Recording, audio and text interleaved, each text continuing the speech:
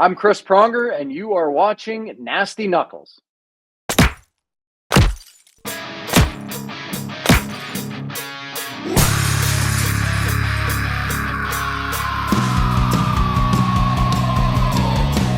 You're listening to Nasty Knuckles, the Hockey Outlaws podcast, with your hosts, Derek Nasty Sedemeyer and former Philadelphia Flyer enforcer Riley Cote, as they go behind the scenes with your favorite NHL players. Time to face off.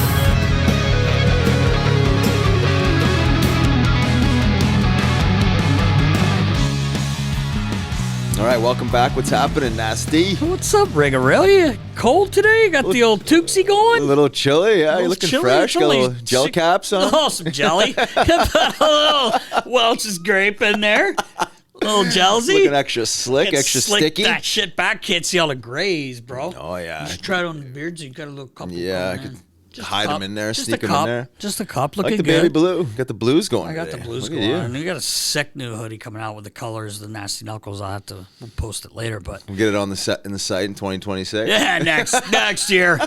We'll worry about it next year, right, Baller? Taking pre-orders. Evan, give me that number again so I can get that Oh, situated. you don't know him, so you can't. I don't. You're not allowed to email him. Samantha's helping me with that. All right. Sam That's some Kilgallen. help. Appreciate her so much. Hey, thanks for coming this weekend. Got to see Elvis play. Big playoff game. We dropped the first game, PHC 2014's.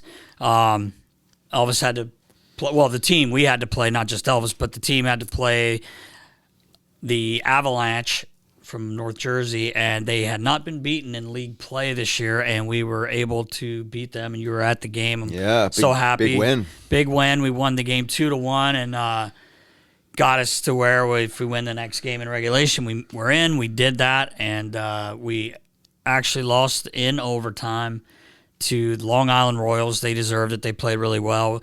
It's one of those games, Riggs. I know you broke the kid's heart, by the way, not coming to the finals after you go to the one big game. And Well, it's a work day, 10 a.m. You know, it's got other 10 stuff to do. That's like past midday for you, 10 a.m. You're right. No, but seriously, the kids did get a kick out of you being there and sticking your head in the room afterwards, so that they really appreciated that. And a couple of the vids you sent for a couple of the boys, Pump the boys up. They were fired up. Kids played great. You know, it's so you hate seeing your kids upset, man. You know, they're still young, they're 10, and it sucks losing anyway, but you lose in overtime. It's even worse when your son's a goalie. Yeah. Watching him lay there, I was like yelling, "Get up!" He couldn't hear me. I just didn't want him laying there. But anyway, great game. Kids played so hard. Great year. Yeah. Everyone contributed. Just a great group of people and families with PHC 2014, and Coach Anthony did a great job along with your friend, Pat Barbado, Coach Pat, Tom Bunning, running the whole program over there. So we had a quick off season. Started back up last night. We had about 27 hours of an off season. Oh my gosh! Did Elby get some rest? Pre-skate last He's night. recovered for the next season. It was funny. Wow. So Jeremy Hall's taking over the 2014s, and Coach Anthony's he's got a lot of work with his schedule, so he's going to take a team that doesn't travel quite as much as we do, and I'm sure he'll do great with them. But so a lot of our kids were like, hey, we should go. Jeremy's son, Leo, who's should be on our team, obviously, he was there. So it was kind of cool. All the kids wanted to go. Yeah, that's good. I could have been okay staying home and chilling out, but we're right back upstairs in Dunlop's. Yeah, well, pretty standard. Yeah, What else do you expect? Grab a Drake or 12 maybe. Yeah. I don't know. No, not last night. Overserved. We did have a great party at Dave Merrow's place after everyone came, and it was awesome. We had a good time. But a great year anyway. I appreciate you coming, supporting the kids. They loved it, man. Over in Westchester at Iceland. Yeah, you got to appreciate the short memory. Tough loss. Yep. Obviously, a lot of learning in those losses. Yeah. It's hard to swallow at the time, but that's part of sports, right? Yep. You're not going to always win. Losing, there's lessons in it, lots to learn, and period on it. And obviously, 27 hours later, you're back at tryouts. You never know we lost. Yeah. Which is a good thing. Just move on to the next season and look forward. Yeah, let's start now, I guess. Flyers. Flyboys, since last week we had our boy Kobe Armstrong, Arm Dog. Arm Dog. God, is he funny. He's a funny dude. If you guys didn't see that, you got to watch. He's great. The Flyers. Before you get in, I may as well just bring up the old flute, the Datsyuk.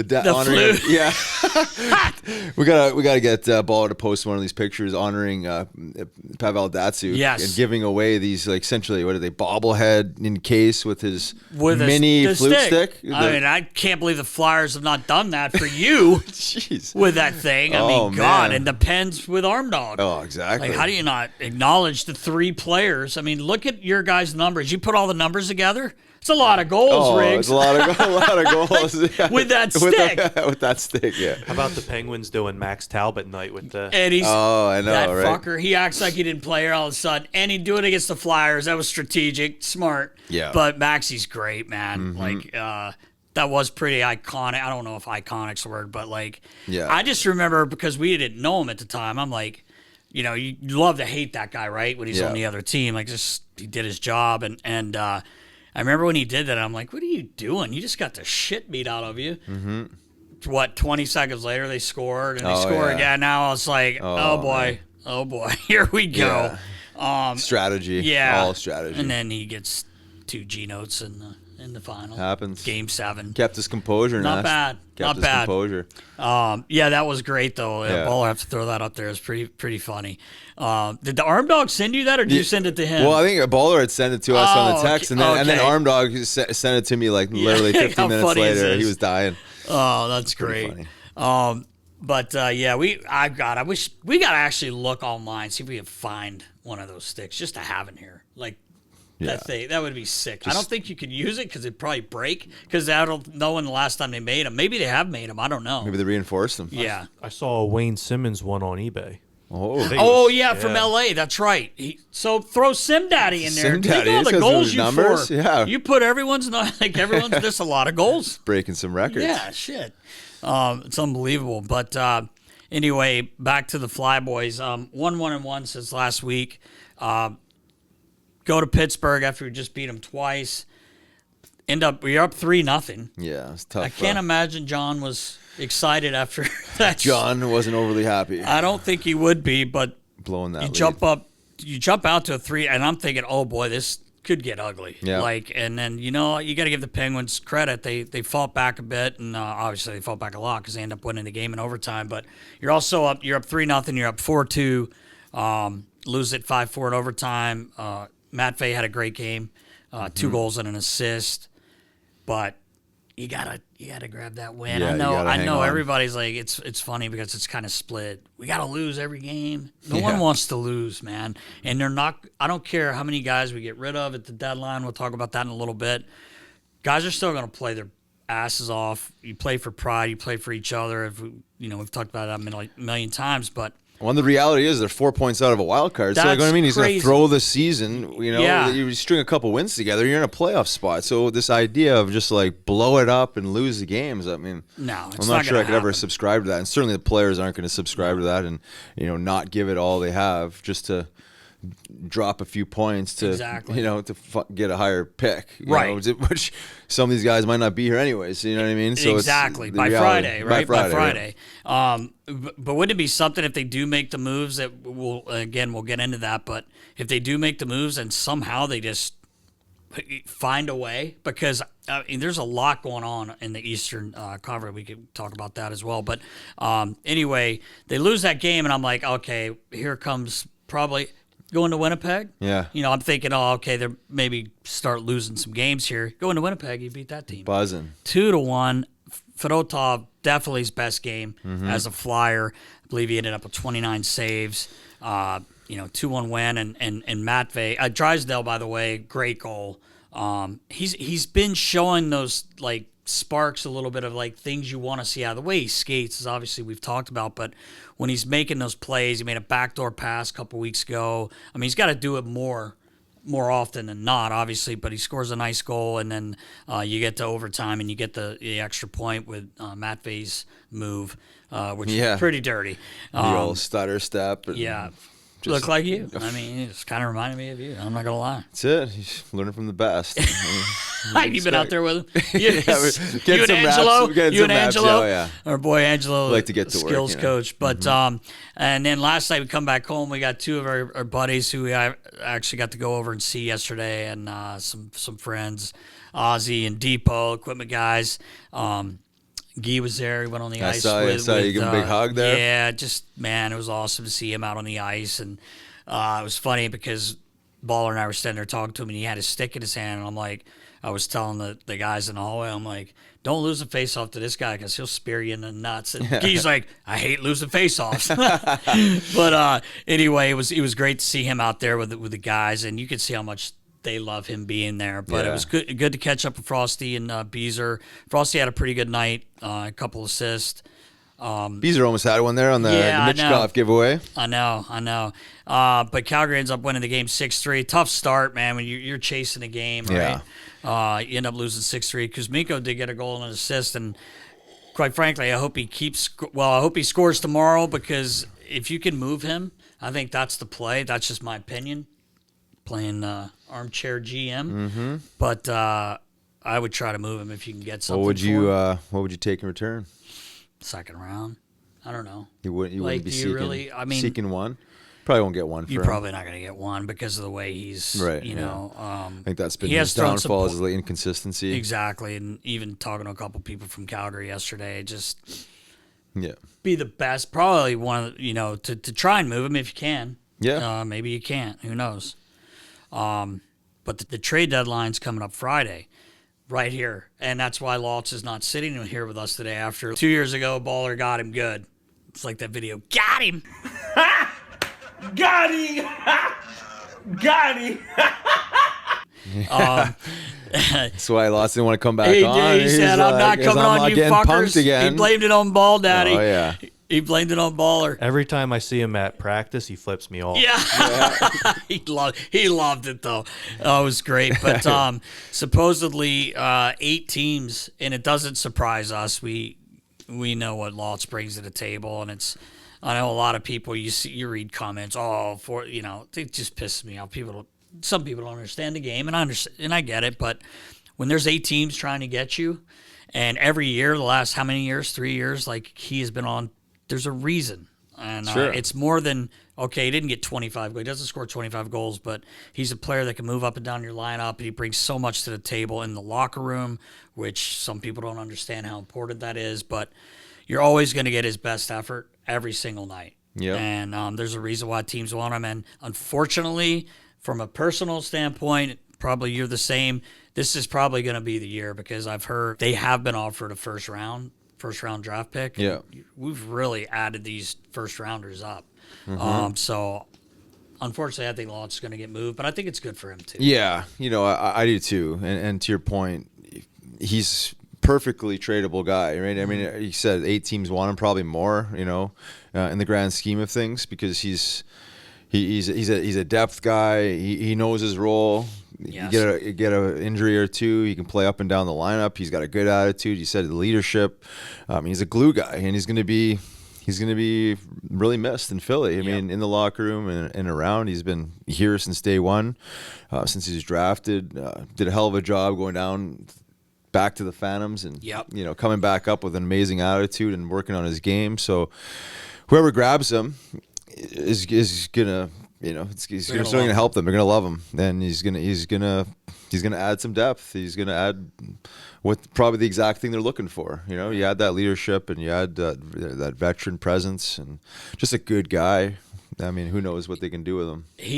He knows when to he's so funny, and a lot of people, we try to bring that out on our show, humanize the players and let you see how they are. But he is one funny guy, and he was, when I was there, I was from his first day. He's just a funny kid. Yeah, witty, spontaneous, but knows when, hey, let's fucking go here, and when it's time to get on, guys. People don't understand the importance of that and what it does for a room, and how many of these players look up to him. And it might be a few players that are only 3 years younger than him, but that's a guy you look up to, and any team's going to be lucky to get him, and hopefully it works out for him and the Flyers in the long run. We got to hit on these picks this summer. Well, that's it. Baller, I'm holding you accountable. And historically, you mentioned Talbot earlier. It's generally like third, fourth line guys that are scoring the big goals in playoffs, right? In these critical situations, because the elite players, they're kind of, I don't want to say neutralized. Exactly. But it's always like these grinder type players, like the heart and soul type players that find a way to get it done. So we'll see wherever he lands up. If it does play out that way, which I think it will. I think it's probably in his best interest to go somewhere else and experience winning and help a team win. So wish him the best if it plays out the way it does. You're right. If you guys had to guess, this time Saturday, what team is he on? Oof. Originally, I was thinking Winnipeg more than Toronto. Yeah. I've been hearing Washington. I could see. I don't know why I'm thinking of Washington. The only thing I heard Jersey as well. Jersey, okay. Well, we'll get into that in a few minutes, but do you want to play against them? Is that what?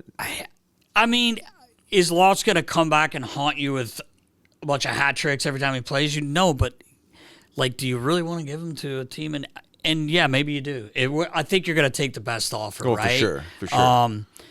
I think you're going to take the best offer, but I was personally hoping, just because the Chief, I would love to see him get to go to Toronto. It's close, obviously home almost. Yeah. And who knows what Toronto's going to do? I don't, in the playoffs. But I mean, who needs a guy with some depth down the middle? Probably Winnipeg more. Yeah, than those probably. Three, right? Yeah, right. But I know your wish. That's your team. Well, yeah. But no, you're right. As far as needing that position, but it's always about what's the offer. And I'm sure Danny's phone's he's probably getting a lot of interest in him, and you could probably look at every team that's definitely a playoff team has probably considered it, or if they have something to move, they will. But it says a lot about a guy when at least the 8 that we know of are looking for him. Mm-hmm. And like you said, a lot of times it's a grinding guy. Like when Nick Cousins scored a big goal for Florida in that game, and usually you're hoping your top two lines kind of cancel each other out. Yeah, you want your big guns to come up big, but to your point, you're right. It's a lot of times it is a guy like that becomes very, very important for your team. So the depth is huge. Mm-hmm. You guys both mentioned Winnipeg, and that's one of the teams that are heavily rumored into acquiring Lots. Deadline's Friday, but we play Winnipeg at home Thursday. Ooh. How crazy would that be if Lots got traded within the next 24 hours? And we've seen that happen before. We have. I do remember Metro going down the hallway. I'm pretty sure it was Metro, but there might have been more than that. I should remember that. Mm-hmm. I have to go back and look at the teams. I could tell you, but wouldn't that be something, Baller? That's true. That's a great point. And I was going to say they have, tonight they have Winnipeg coming up, so it'll be interesting. But anyway, good luck to Lots. Whatever happens here, we'll see here in the next 24 to 48 hours. Another name, Risto. Ristolainen. I think he's having his best year as a Flyer, personally.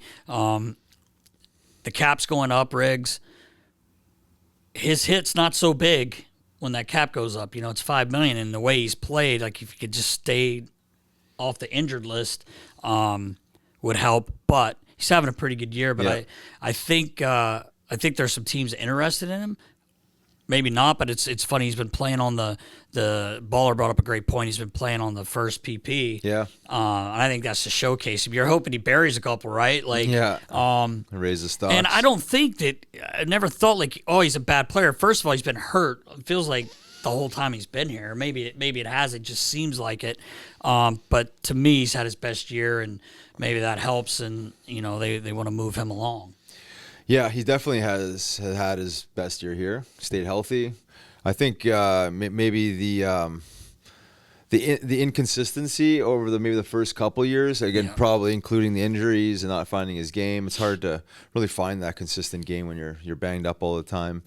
But I think it's really just the play not equaling the number. This year, you would definitely agree that he's worth what he's being paid.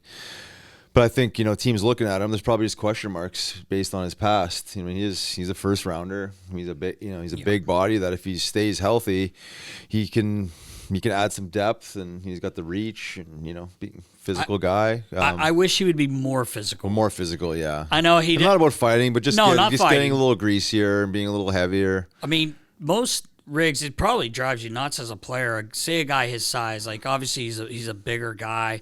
He doesn't fight, which is fine, but it's got to be frustrating to guys if he's on that physical game, which we know he has in him, and it could be related to the injuries that he has gone through. Maybe there's times where he can't do something, but either way, I would love to see him more physical. Yeah, me too.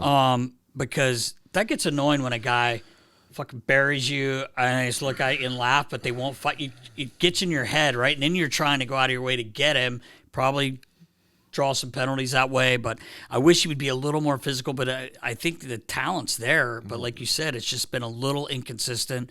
Hasn't helped with the injuries that he's gone through. So guys love him.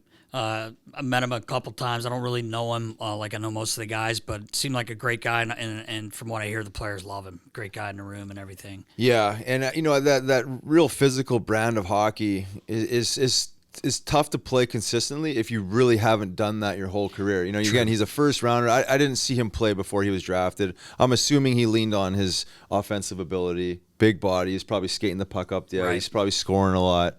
So he was probably inserted as an offensive guy. And when he first started in Buffalo there, I think what happens to a lot of guys, Scott Laughton on the offensive side is a perfect example, is at some point you realize, well, I'm not a 100-point guy, or, as a defenseman, I'm not a, 50-point guy. So it's this idea that you have to take a lesser role, just accept what you are and build off that. So maybe it's been a struggle for him to kind of like shed that old identity of like, hey, I'm this like super offensive guy, and I do have to play a more physical brand. But if it's not ingrained in the DNA, it's hard to do that consistently. You can do it for a couple shifts, couple games, but then it's like the foot comes off the gas because it really hasn't been your MO your whole life, So, and I could be just speculating. What the hell do I know? You know what I mean? It's like, but when you're hurt, makes sense. It's hard to get that rhythm.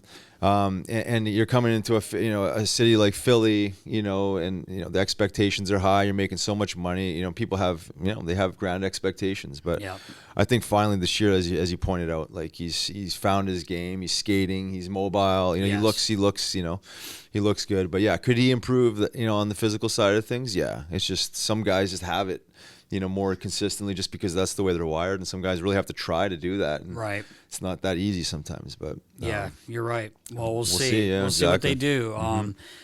He is a right-hand D, which we don't really have a whole lot of, so we'll see. But another name that's we ended up getting in the trade for Beezer and Frosty. One of the names, Kuzmenko. I would try to flip him.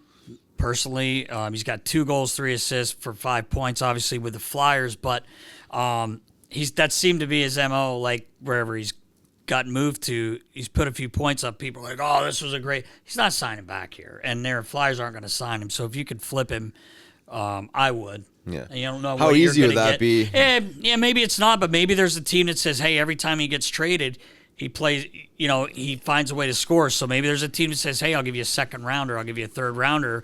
Just to take him. Yeah. And you never know. Then he goes and ends up winning a Stanley Cup and scoring a game-winning goal. But it doesn't matter because he's not going to sign here, and I don't think he's going to get that money he really wants as a free agent. I mean, is he? No, I don't think so, in my opinion. So I think he goes back to the KHL. There's been a lot of speculation on that. Yeah, we'll see. I mean, I think if someone offers Danny – I think a second rounder. It would be like, okay, like why not? All years. Yeah, exactly. I was even thinking like a third, fourth. Yeah, that's what I mean. I mean, just to get something. You can always use it, right? Like one way or the other. Well, exactly. But you could see flashes of extreme offense, but obviously the holes have been just as inconsistency, especially I guess this last year. So if other teams already know that.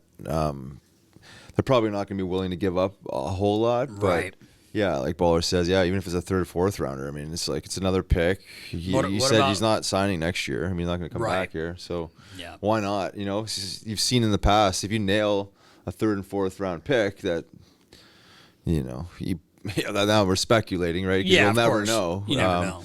But, you know, I think at this point, you know, yeah, there's still 4 points out. They're still in it. But you're still looking ahead. It's crazy they're only 4 points. And if they had won that game last night, DJ Cutlets.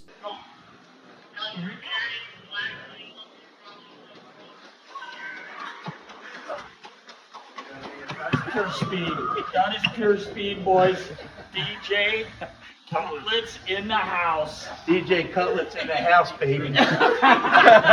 He was 2-0. 2 for 2, yeah. He was 2-0. Now he's got to breathe. The bestest are like, oh, he's done. If we don't win tonight, then they're like, oh, no. He's got to come back to the starting point and start over. So it's like they want him to keep doing it. Oh, my God. But it was great.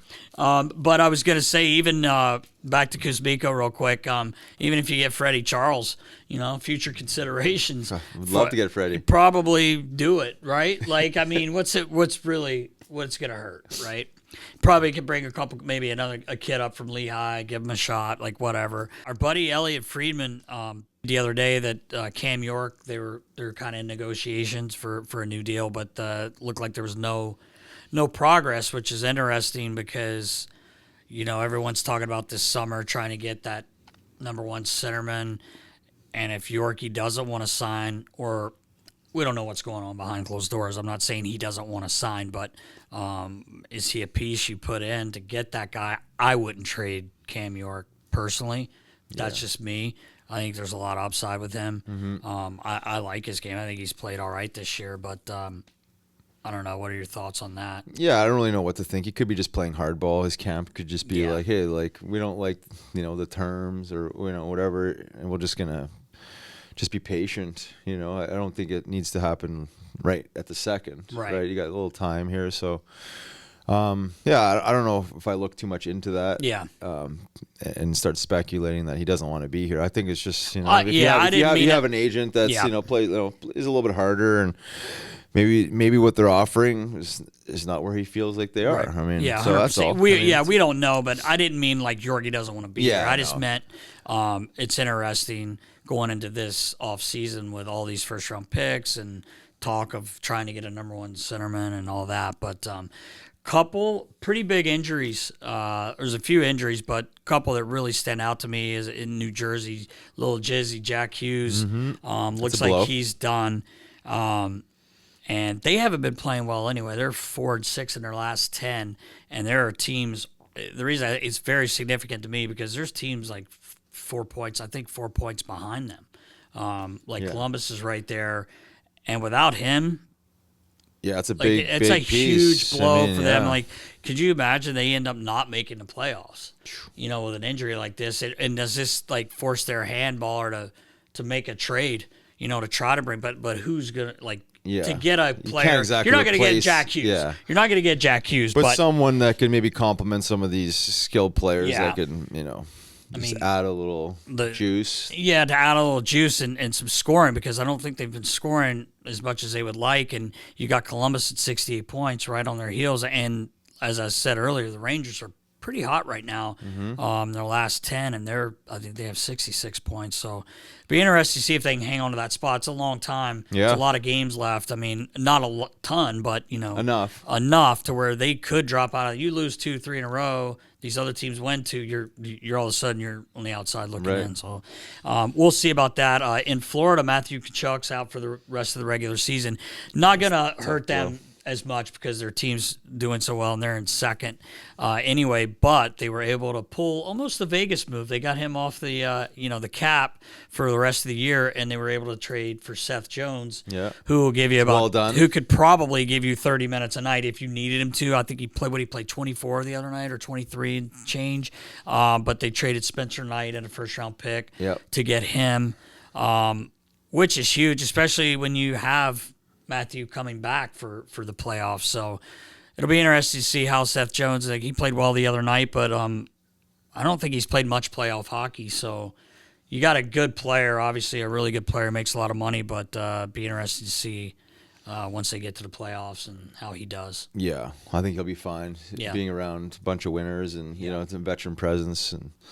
Yeah, I mean, they've created a nice little culture there. I think anybody stepping in that organization, it's like you look at some of these teams back in the day, whether it was like the old Detroit Red Wings. I feel like some of these teams have really established that culture. That anybody comes in, right? You could say Pitt, you could say LA Kings, Chicago, back in the day. Like they built this culture. Anybody comes in, they subscribe to the way things are done, right? And this is how it is. And so, whether you have experience or not, these guys will kind of like rally you and corral you and help you along the way. So.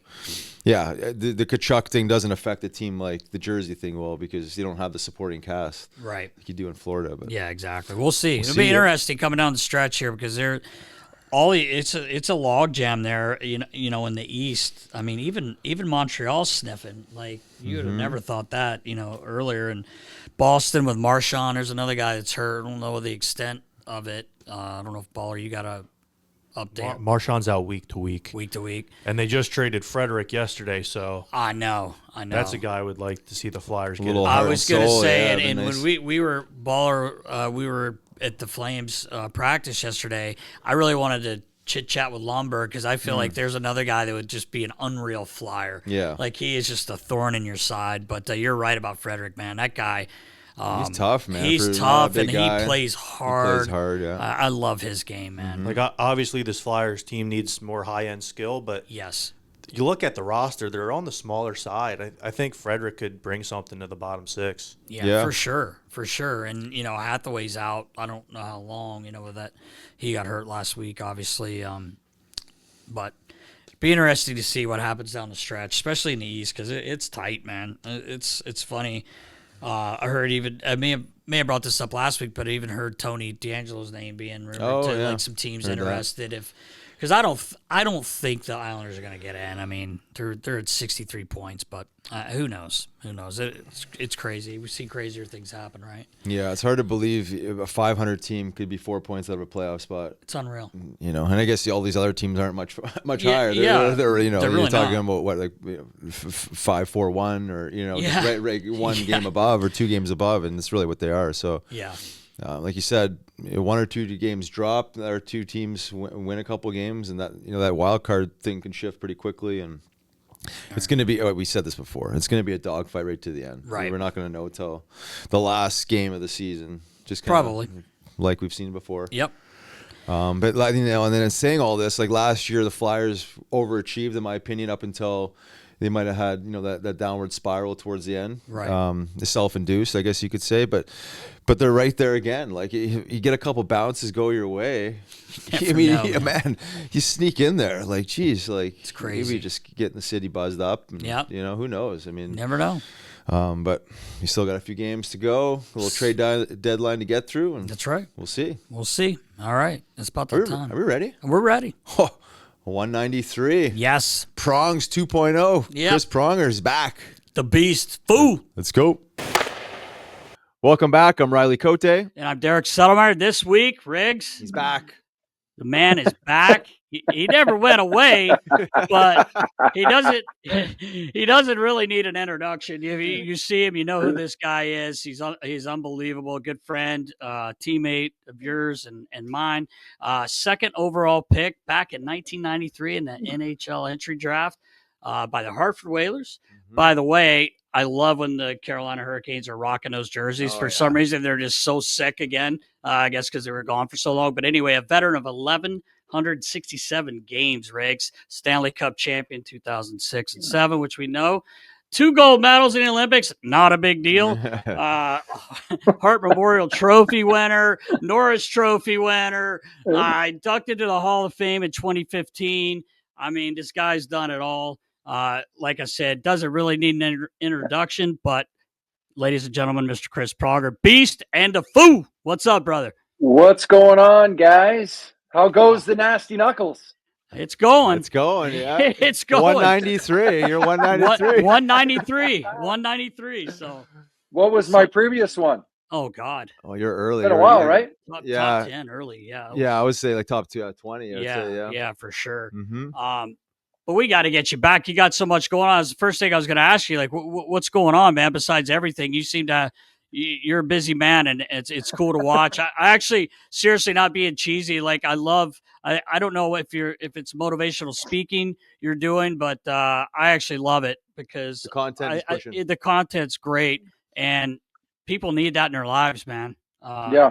They really do. But anyway, I started building up my speaking platform about 18 months ago. During my career, and then after my career, I got asked to do a lot of different speaking engagements and things like that. And then did the odd one, probably did one or two a year. And as I said, about 18 months ago, really dug in and thought a little bit more about it, thinking back on a lot of the experiences that I had and how those could help people that are, whether it be dealing with the same thing or similar things in their lives, and the decisions we make, the mistakes we make, and things that we learn from those. And so just over that, probably the last 6 months, been out on the speaking circuit, doing some keynote speeches and public speaking at various events and things like that, and working on that, trying to do a little bit more TV work, and just trying to stay active. I got 2 kids out of the house, a third that is driving and doing her own thing. So I got a lot of time on my hands. So I was able to dedicate a lot more time to really putting some touches on the speeches and making sure that I'm making the right impact with people and trying to get the best out of people. I don't know if I would call it motivational, more so than performance, and trying to get the best out of people. And if you walk away motivated, that's great. But as we all know, motivation wanes. You want to be consistent, you want to be disciplined, and you want to be able to, follow through with action. Mm-hmm. Right. Yeah. I mean, you have a lot of wisdom, experience. Are most of the groups you're speaking to more like corporate level? What kind of groups are you guys speaking to? Yeah, talking to leadership teams or sales teams, things of that nature. A couple conferences I've been to, and really just trying to put them in my shoes at times, but then also kind of talk to them about where they're at, what they need to maybe do to get to that next level, how they can achieve things that they've thought about but really haven't been able to execute on, and how to take that next step and really kind of dig in. Right. So filling the toolbox up, I guess. You say motivation, I think you kind of mentioned it, like this idea that you need a speaker to motivate you isn't really probably the formula. That has to be coming within. You're kind of supplying them some tools that would help accelerate whatever motivation they already currently do have. As you guys know, it's more about kicking somebody in the ass exactly. and making them do it, and giving them that the ability to, whether it's understanding that you are going to fail at times, you need to pick yourself up. You need to learn from it. Don't be scared of it, but learn from it and implement those failures into ultimately when you're successful, and have an understanding of, just as athletes, how often we fail, and you just keep pushing forward. You learn from it, you iterate, you make the necessary changes and adapt, and ultimately at some point you will overcome all that adversity and be successful. And ultimately it's really, we can make it difficult. We can really kind of make it this grand thing, but at the end of the day, when you break it down into simple terms, it's pretty easy to set up. It's more the long-term process of sticking with it. When you don't see success right away, people want to quit right away, and they want to step away from it because it's too hard, or it's too much work, or it takes too much, or they're not seeing that benefit right away. So it's really just creating the discipline and the habits, and ultimately the consistency to be successful. Right. And just one more thing here. I just want to get you to lean into this idea of not just facing fear, addressing fear, but like the fear of failure. I think is probably tops the list for most people. This idea that the failure is a bad thing. Can you maybe just like shed some light on failure and the importance of it? Yeah, I think just adversity is a gift. I think too often we look at it in the wrong light, and we look at it as we're doing something wrong, when ultimately we're probably doing something right. It's just not clicking yet. And you have to keep putting yourself out there in order to be successful. If you start climbing a rock wall and you fall the first time, I can't do it. But that's not how it works. You have to fail in order to understand how to iterate and how to adapt and how to change things in order to be able to do the work, whether it be climbing that rock wall or leading a company or playing a sport, whatever it is. The adversity, you have to lean into it. You have to get comfortable being uncomfortable. We hear that saying over and over again, but it's so very true. And you just have to trust but verify the process. You have to create those little points in time where you understand if your baseline is here, you might only get to here. That's a little difference, but it's showing improvement. It's not showing this drastic improvement that you expect right away, but over time, as you consistently do something, it will show the benefits and show the improvement until ultimately you have those moments where you do see that massive increase in production or whatever it is. And, I think for explaining this to people, it's just an understanding that it's habits, it's discipline, and it's consistency. And I go over them all the time because it's incredibly simple, but we make it very difficult. Yeah. Become our own worst enemies. Yeah. Get in our own way.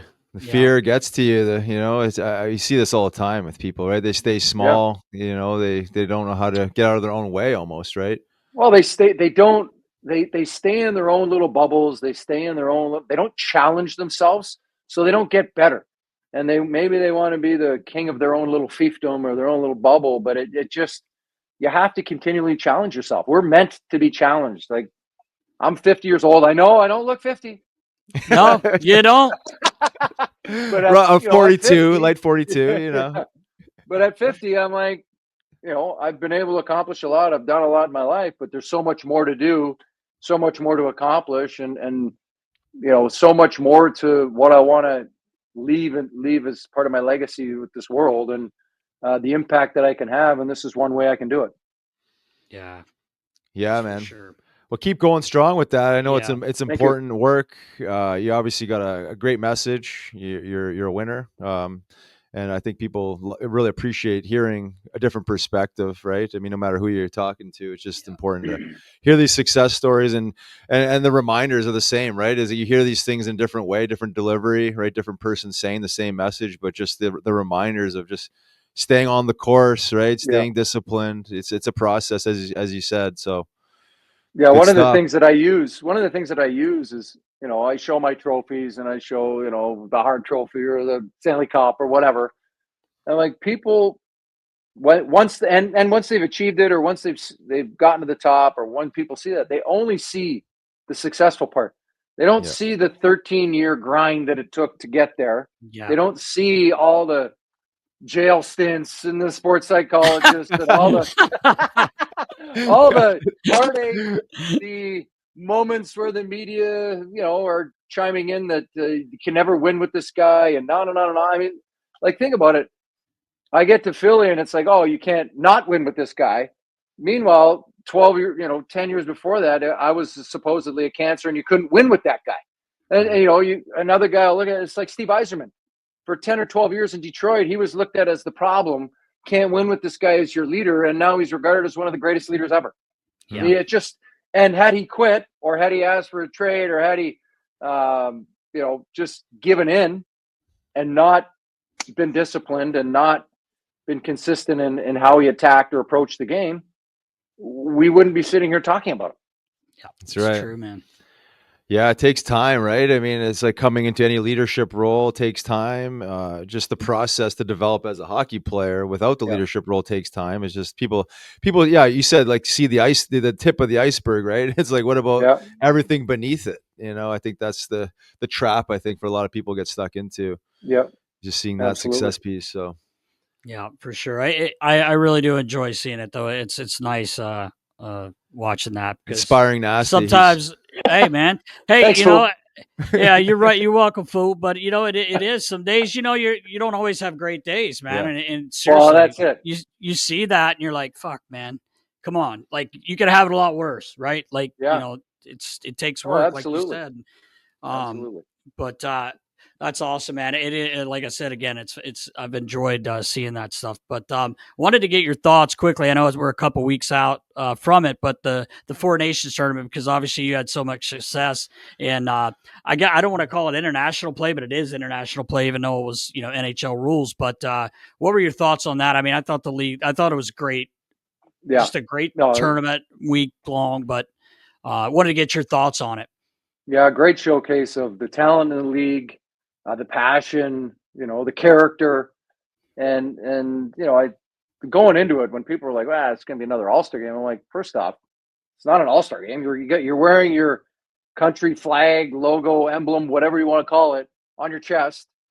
It's the best players in the league from their respective countries, barring injuries. Everybody always, but so and so wasn't there. I'm like, there's injuries and there's other things going on. Like, relax. The ones that are available, and I think just seeing the level of play and now coming out of it, how we can build and grow the game from there. It just the new eyeballs that got to see what our game's all about at the NHL level, at the highest level, how much the players care. And, I think now it's up to us to, more importantly, the league and the players to really get out and continue the message and adding new fans. I think we have our core. It's getting outside of that bubble and getting those fans that are, a little more interested now and thought, oh, that was cool. That was fun to watch, and really getting them involved and harness that new group and pulling them along for the new ride here. I think is going to be critical in growing the game and getting the support outside of our own little fiefdom.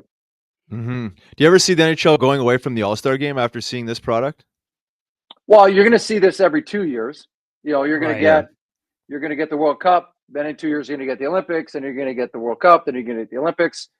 I don't know what they're going to do. You also got to realize the toll that this takes on the players. Yeah, that's true. It's in the middle of the year. A lot of players weren't available because they were hurt. So you have to balance growing the game with recovery and taxing the players too much. And because, let's face it, we want them to play how they did. Right. As we know, there's no other way to play the game in that regard. Yeah. But you also need to understand that it is incredibly taxing, and they are going all out because they want to win. They're competitive and they're driven. And so, those off years when there's no World Cup or no Olympics, I don't even know if you do anything. I almost want to let the players go off, give them a week off to relax I don't know if you don't have an All-Star game or I don't know if you just have a media day. I don't know what they've thought of or what to do with it, but after seeing that, if you were to put an All-Star game in place, right. Exactly. I think you're going to have a lot of hurt feelings of people that are going to an All-Star game going, but this is not the Four Nations. Yeah, that's how you lose the fans, the ones you just recaptured. Exactly. See you later. Not what we watched last year. Yeah. It was obviously I was on the edge of my seat the whole time. Obviously, I'm pulling for the good guys, the Americans, and you two. You already put a dagger in my heart in 2010 and Van, you guys. But no, in all seriousness, it was so entertaining, like you said, and you see that pride on all four teams. But really, when Canada and the U.S. is playing, I mean, the start of that game, the first nights, I mean, dude, like as Homer would say, I got wood. Watching that, and anytime something crazy would happen, he'd always lean in my ear and be like, I got wood. But it was amazing. And we kind of talked about this already, but I just thought it was amazing. Like the guys that answered the bell for Canada. Even JT Miller, I know Parayko's not like a fighter, but that's a big man. I mean, but just all six of those guys from each side, man, it just gets you fucking going, man. And I think it shows the people like, holy shit, there's so much pride here. And like you said, gaining extra hockey fans. But I do have a question for you. A great way to relaunch the rivalry. Yeah, right. Exactly. Well done. If I still think you should be a GM. That's just my opinion, but I just think you know the game so well. And you don't put up with any shit, and you tell people how it is. And I love that about you. That might be the problem. Well, yeah, yeah, can't but do that you know anymore. what? But do you want guys you can't do that with, though? Like, I mean, are they gonna? You know what I'm saying? I know it's a different game, but anyway, what I was gonna ask you was, if you're the GM of Team Canada for say coming up the Olympics, you obviously made the right decisions because Team Canada won. But I think Riles and I were talking about, man, do you almost miss a Tom Wilson in there, because just for that, I don't know, the size, the heaviness of the play that he brings. And again, Canada won, so I guess it's easy to say no. But a player like Tom, I think, is like, Well, here's answer those guys. Here's how I would answer that. I don't disagree, but I think what they were thinking is they wanted to get a look at players for the Olympics. They wanted to see. So, and under the IIHF rules, if we have those referees, you're not getting what we just got. Yeah. Because Great every point. time you touch somebody, you're going to get a penalty. True. Yeah. I mean, it's if they go to the Olympics and they have the NHL referees and they have the real rules, not the garbage that they have in the IHF, then we're going to get that great hockey. And by the way, Finland plays hard, Sweden plays hard. Like, they're not getting run out of the building either. They've got players that can play physical and compete and all the rest of that stuff. So if it's the IIHF rules, which I believe it is, then I'm under the assumption that they were looking at certain players to see how they would fit in. Could they keep up? You know, the pace was incredible. The back and forth, it just, you know, you're looking at some of these guys and it's, you know, they're shot out of a cannon. Yeah. And so I think they were using it as partly a way to see some of these players. And you know, I'm sure at times they might have been like, damn, why didn't we take that guy? We're in an NHL arena, NHL rules. But, you know, I mean, listen, they won. Yeah, exactly. At the end of the day, they won. And yes, there were a lot of broken ankles after that heartbreaking loss to the Americans. I mean, they got good players too. Like, it's not like they're terrible. You know, and by the way, Sweden didn't lose a game in regulation. Finland played really well. Like, all four countries that were in the Four Nations, all, you know, Finland was pretty banged up. You could probably remove them without Heiskanen and a couple other guys that they were missing. But outside of, like, Sweden easily could have been in the finals. Yes. You know, and so, you know, to just say, oh, it's just the Canada and America, it's not. Right. It you know, and then you bring in Russia and you bring in Czech and you bring in some of these other countries. Like, you're showcasing a lot of talent. And if they do bring in this European team, so you can get Drysdale and some of the Swiss guys, and, you know, you get Roman Josi and some of these guys, you're going to really be able to showcase the game's greats in the World Cup in 2028. So they got time to really kind of put the finishing touches on that. Yeah. Yeah, it's a really good point you had with like the IHF versus NHL rules and basically showcasing for Olympics. I mean, I don't think anybody and their brother would have thought that game one USA Canada would have gone the way it did. So, you know, it's easy to say hindsight after, oh, we should have had Wilson in the lineup, but like, who could have really speculated that would have gone down? But I think you're right on that one. Yeah, it's more of a Olympic showcase. And well, I think that's.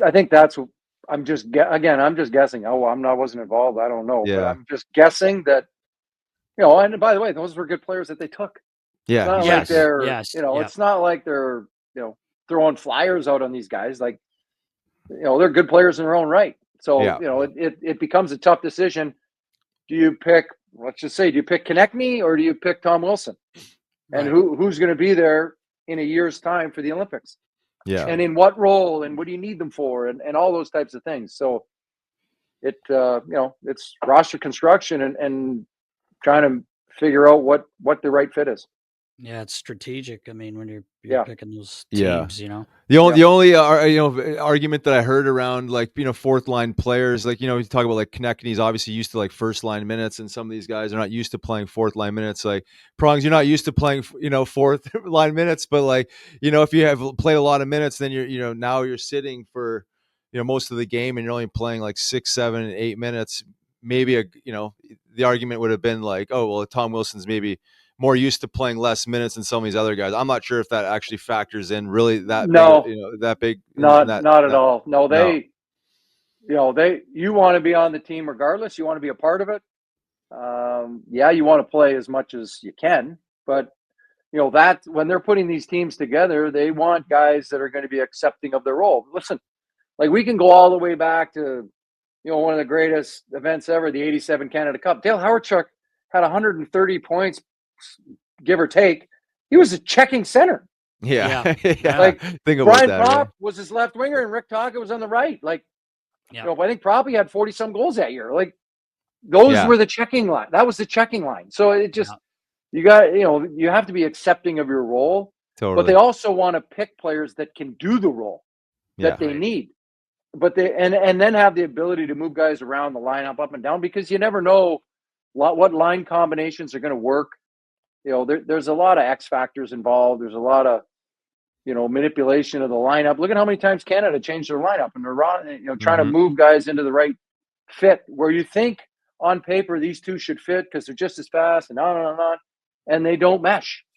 Right. It just there's no rhyme or reason to it. It's just they're not a good fit together, and you got to move people around. And they found Marner and Bennett on that line. That was a great fit. For whatever reason, those two worked. Yep. So it just there's a lot of trial and error. Like in 2010 in the Olympics with me, that year I was playing a ton. We were coming off 3 and 4. I flew from Montreal to Vancouver. I was friggin' exhausted. And for the first 4 or 5 days, and dealing with some other stuff too that had gone on, first 4 or 5 days, I was just spent.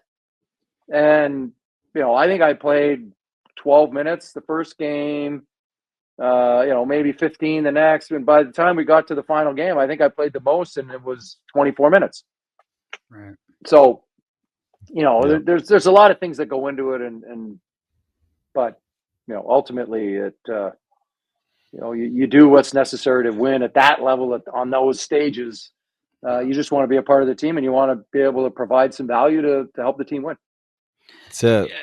We talked about that, Prongs, what Riles just brought up, and he said he would have been very happy with 8 minutes a night when he was playing.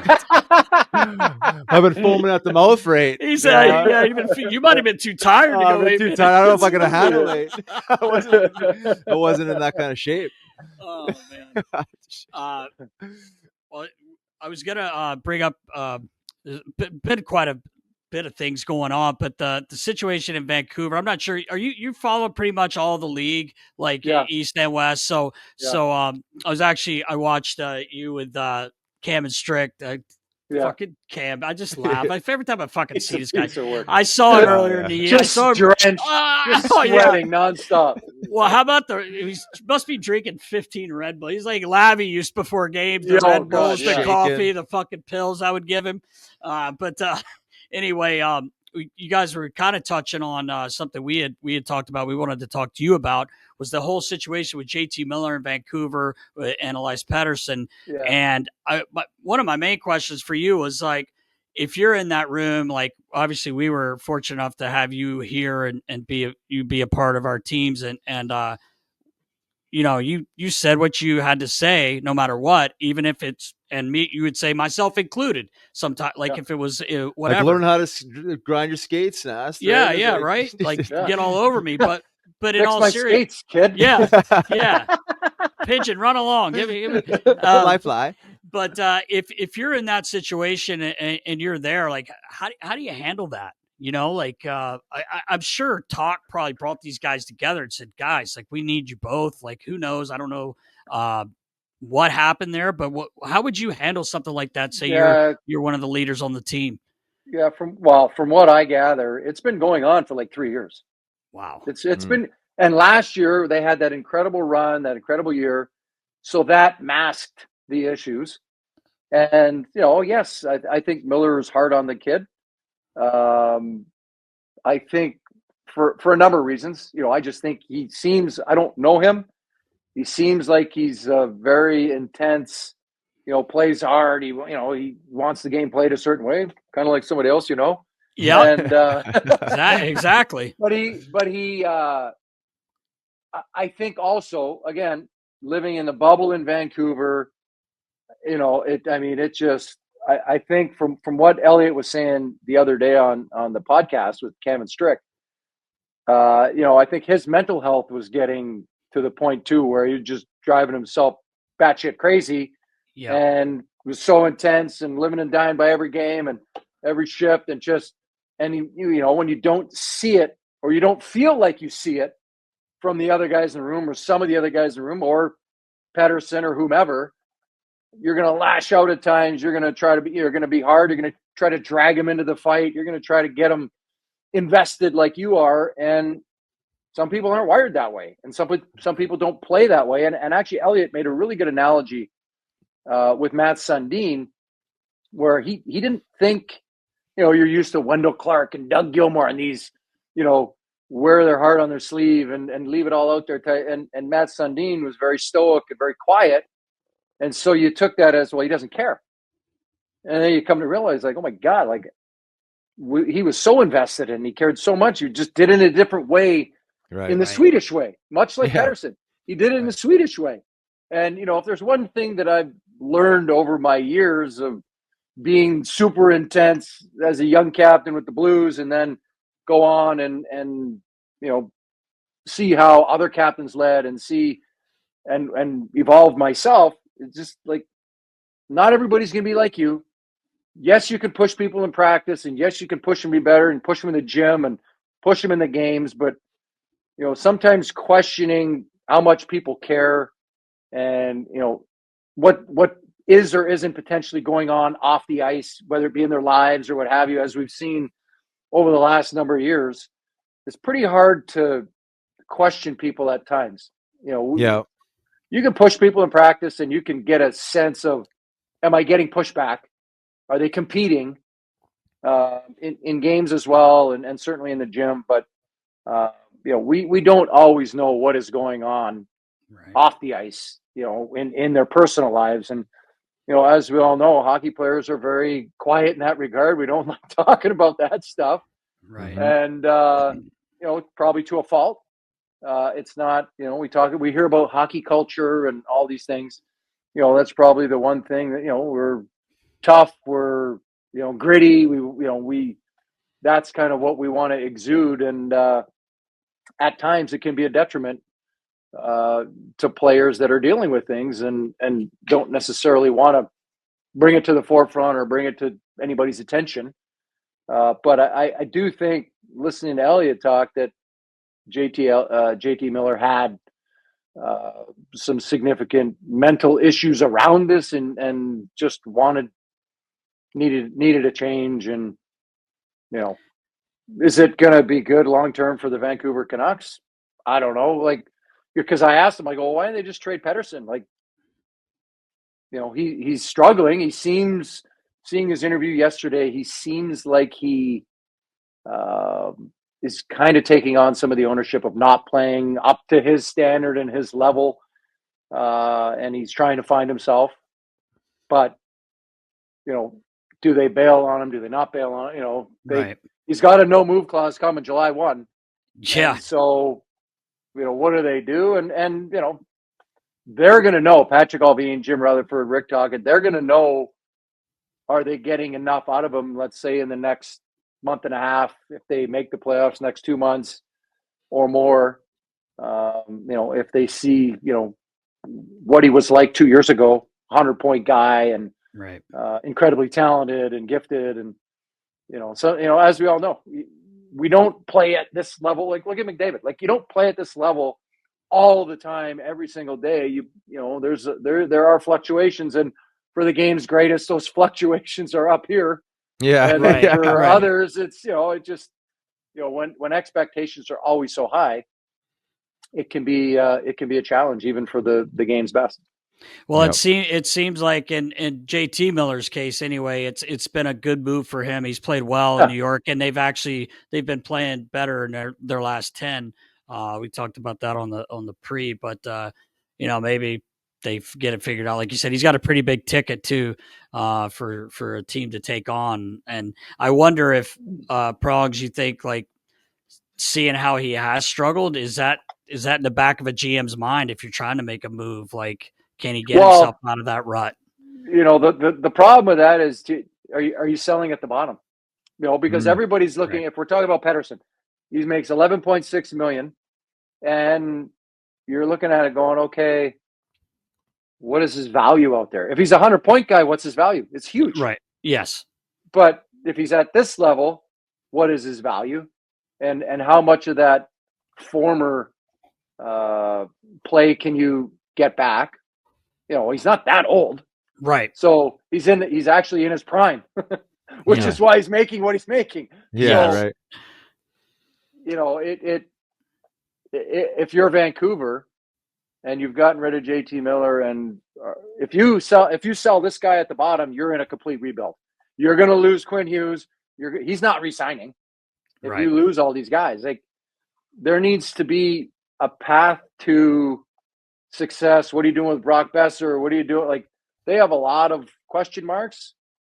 And from what I hear people say all the time is, and I think they've been pretty blunt with Quinn Hughes about it, he's up in 2 years. Like, if you're him, are you going to go play with your brothers in Denver and New Jersey? Yeah. Or are you going to look elsewhere? Like, that's a great point. Options, but he's also got a great setup there, and he's the captain. And I also always tell people, I'm like, okay, he's your captain now. Well, look at here in St. Louis with all the trade rumors around Brayden Schenn, who's their captain. Right. And I see people shitting on him all the time. I'm like, you guys have a short memory. And now all of a sudden it's expedient to trade this guy. And 2 years ago, when he was named captain and helped win a Stanley Cup and on and on and on, like, we've got very, very short memories. And that's what pisses me off the most, is it's not okay for the player to move.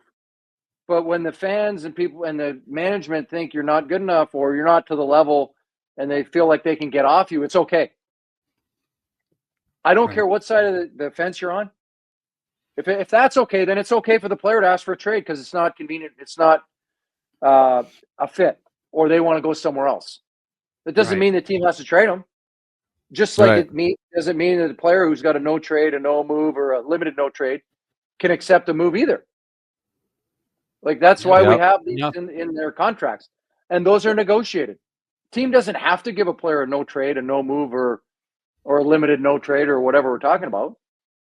But sometimes they have to in order to get the player signed. And when they wanted to get the player signed, it was fine. Yeah, it's a bargaining chip.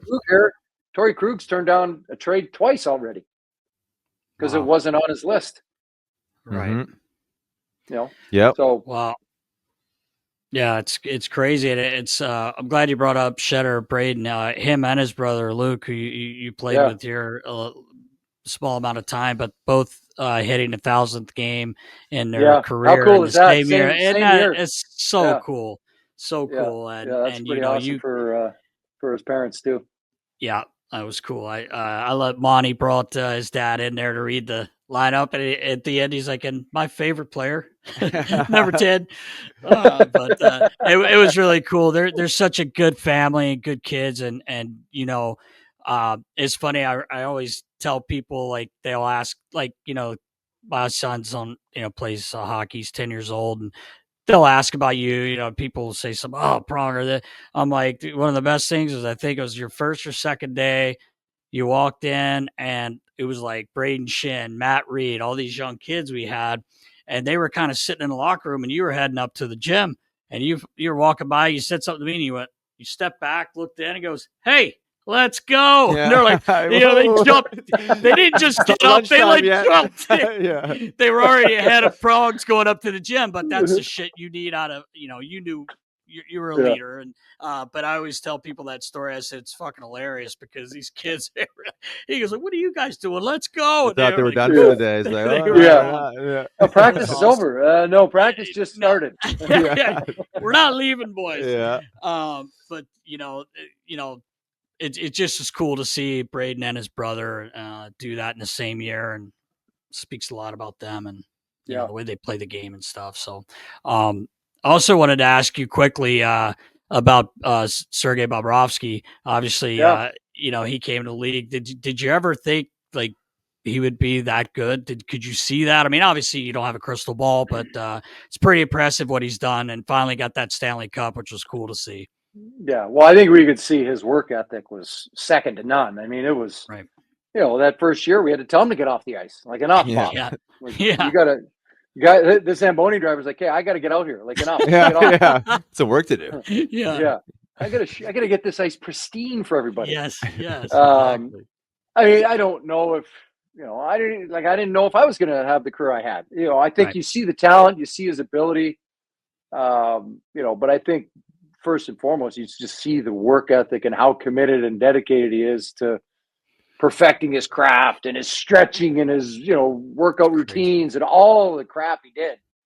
You know, it's pretty impressive.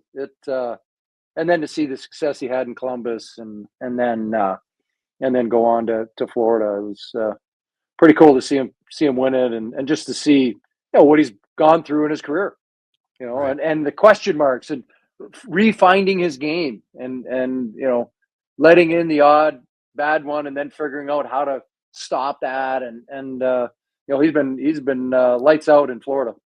Yeah, for sure. Mm-hmm. Yeah, it's nice to see him have success. Yeah, I agree. It's hard to really totally speculate, but you know, having seen Bob around the rink early and young guy, but how committed and disciplined he was. Like, you see a lot of hardworking kids come through, but like he was on a next level. We always tell the Snoop Dogg story of like this basically the first days in Philly, we bring him the Snoop Dogg concert and out for a couple pops before, and he's ordering green tea. You know, he's like, I gotta go to sleep. You gotta practice in the morning. He's trying to tell me he's going. He couldn't speak. You know, he barely could speak, and he's like telling me, and I'm like, and I see him on his BlackBerry because we had Blackberries then, and I'm like, he's fucking calling his agent, tell him to call Homer, tell the equipment guys got me at this concert. I'm like, I'm fucking done. Trying to make a team, trying to make a name for himself. Oh, but yeah, no, he was dialed in, and it's just really nice to see him kind of. Well, mature, you know, as a human, but you know, as a goaltender in the NHL, and just always wish people the best success, you know, especially if you know them on that level. So make a difference in the lives of Philadelphia's youth by joining the roster. Ed Snyder Youth Hockey and Education's monthly giving program. Your support provides under-resourced youth with access to hockey, academic guidance, and life skills development, all at no cost to them. By becoming a member, you'll help shape a brighter future for student athletes, empowering them both on and off the ice. Plus, enjoy special perks like exclusive Wells Fargo Center event access and Flyers memorabilia giveaways. Visit SnyderHockey.org today and become part of the roster. The trade deadline creeping. I don't know. You have a pulse on the game. Any movement? Maybe start with the Flyers. You see the Flyers moving a piece or two here. Yeah, I can see them getting off. You know, I think at the end of the day, it depends on what they get. They're not going to give players away. They're not going to, you know, Scott Laughton's been a guy that's been bandied about. You know, they're not going to give him away. You know, he's a valuable part of the team. Yep. You know, as you know, he's gritty, plays the game the right way.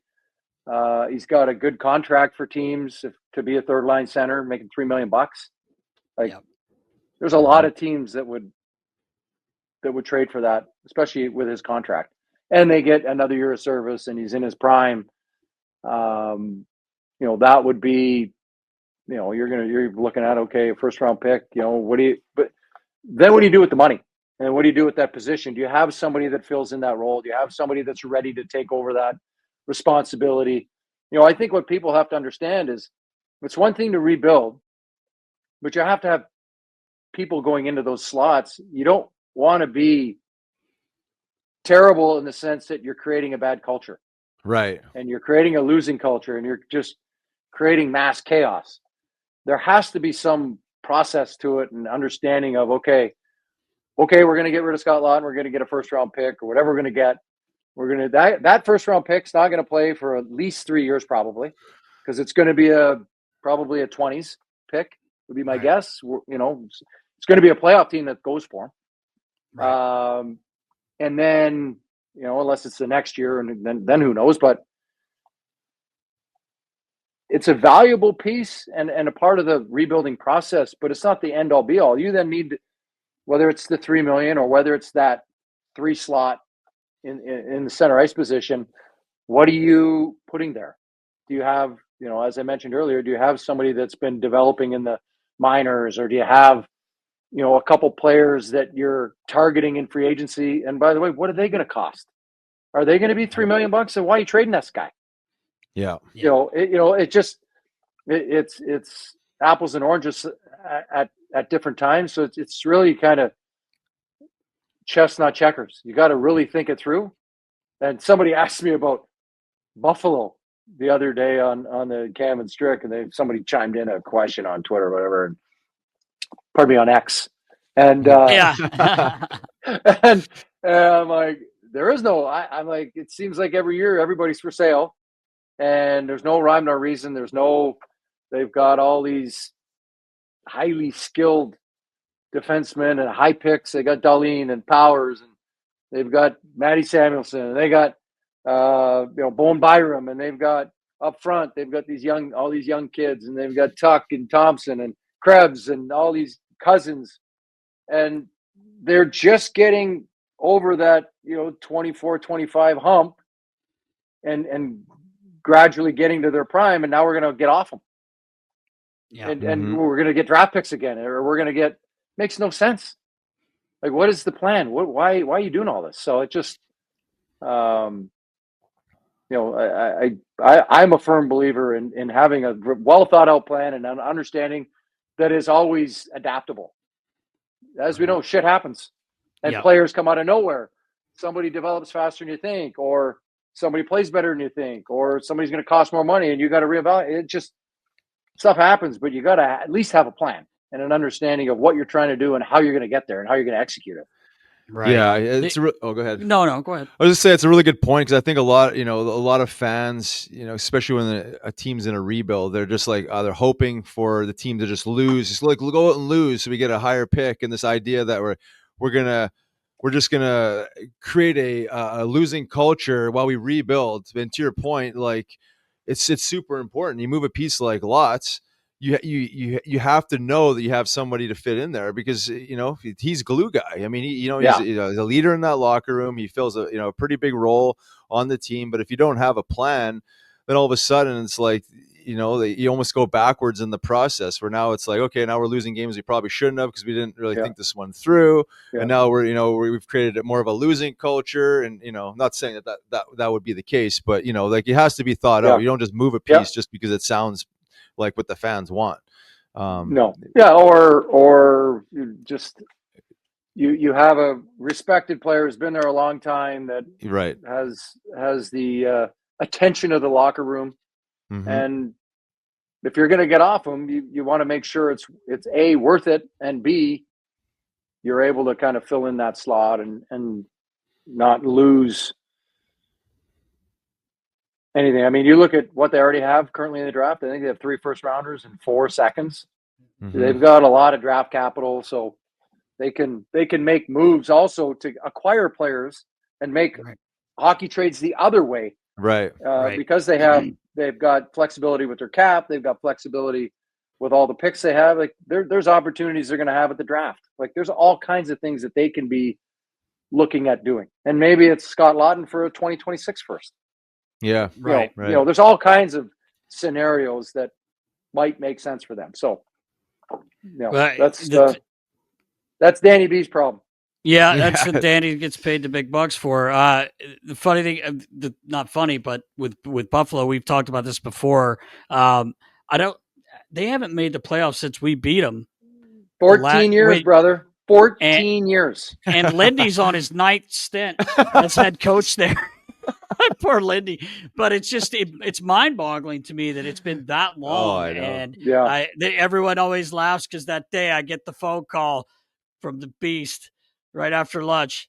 Hang my gear, Nast. I'm in. And you know what's crazy? You know what's crazy about that too, Beast? I remember we got a 5-on-3 and they called a penalty. You and Tyler Myers, and look how long he's played now. But he was in Buffalo, and it was a penalty there. But we end up winning that game, forcing Game 7, and then we romped them in Game 7. But that's the last time they've been in the freaking playoffs, man. Yeah, it's crazy. Crazy. Feels like so long ago, man. And that's what Prongs was saying there. It's like you draft these guys, you get them to this kind of more matured state, and then you move them or they disappear, and then you're starting to rebuild over because they've rebuilt like 4 times in that amount of time. They took it right down to the studs, thinking they were going to get McDavid, and they got Eichel, and look where he is now. He won a cup in Vegas. He's already won. Right? Oh, that's yeah. You didn't see that. Then they signed O'Reilly, and he won a cup in St. Louis, and then it just. That's right. It's So, any other? Exactly. Any other? I don't know. Say like trade targets that that you see probably moving. Anybody else on the radar that you think that probably will, based on their play? There's the UFA guys. There's going to be the rentals of the players of the teams that are out of the playoffs, and I go by Brian Burke's thesis that you have a number in mind. If you don't get that number, you don't move the player. That's it. Like one year he was talking about Calgary. They had Mike Camilleri, and he wanted a 3rd round pick, and all they could get was a 4th. He's like, well, then I'm not moving him. And the value of the player. Somebody's trying to steal him for nothing. I mean, what is it? You still have to put a good product in the ice. You still got to try to entertain your fans. Yeah, for sure. So for sure. Quickly, one more I was going to ask him just about what Toronto's always in the mix. Obviously, in the last few years, it's just once they hit the playoffs, right? But I just wonder what you thought about the job Chiefs done there. Like you obviously know Craig Berube. I think with anything with Toronto, as we know, it's not what he's going to do in the regular season. I think he's feeling out his guys to get a good sense of the buttons he can press in the playoffs and what to expect, and when they're under fire, how he can help them, which ultimately a coach is there to do. Right. Get over whether it's the stress, the pressure, the magnitude of the moment, whatever it is that has caused them not to be able to be successful in the playoffs, and push the right buttons, which we know we can. So I think he's done a really good job, but I think he's just figuring out and understanding his team for that moment, and understanding what he's probably telling Tree, this is what I think we need. Whether Tree gets it or not, so be it. As a coach, you got to use what you got, and I think you'll see him kind of move pieces and put people in the right places. I hope so. Well, one question before we let you go here, Prongs. Just going back to the Flyers. I just want to get your thoughts on Torts in his role right now as the team's in this rebuild, and then going into the off season and attracting free agents. If that's gonna him still remaining as head coach, if that potentially could affect them getting maybe an older veteran free agent to fill in some of these slots. Well, I think at the end of the day, if you're a free agent, you want to look at their trajectory and see, are they on a path to winning? I'm sure Danny B will be sitting down with the agent and the player and be like, this is where we think we're going to be at. Here's the moves we're going to make. Here's what we want to do with our cap space. Nowadays you got to walk through with a player.